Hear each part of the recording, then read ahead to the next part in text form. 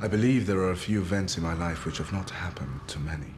Olaudah Equiano, whose first slave name was Gustava Vassa, obtains his freedom in London and becomes a key figure in the abolitionist movement. His autobiography really becomes the transforming political document to the abolitionist movement.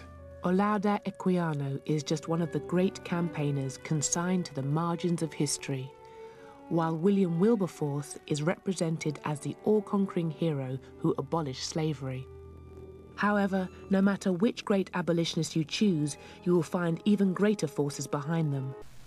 It was not the white Christian aristocrats and church that abolished slavery, but the tireless work of many freethinkers and political radicals, courageous campaigners, many of whom were women.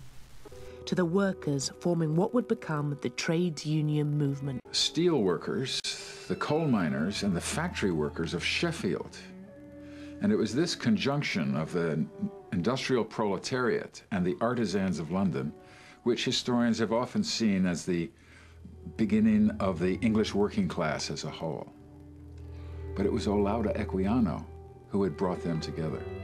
The period where you see the most solidarity between enslaved Africans and the white working class, in Britain anyway, I think were the early years of the abolition movement.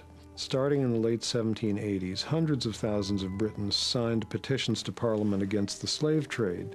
And amazingly, a lot of these petitions came from workers. There were 769 metal workers in Sheffield who signed a remarkable petition to Parliament that said, in effect, you might expect us to be in favor of the slave trade because we sell a lot of the wares we make to the captains of slave ships who use them as trading goods to buy slaves in Africa, but we want to express our solidarity with our African brethren, and we are told that they do not wish to be slaves. It's a very slow movement, a kind of shifting of the kind of tectonic plates underneath Western life, late 18th century. And the shift is, Enlightenment writing and kind of changes in theological views. But those small tectonic changes produce tremendous changes above.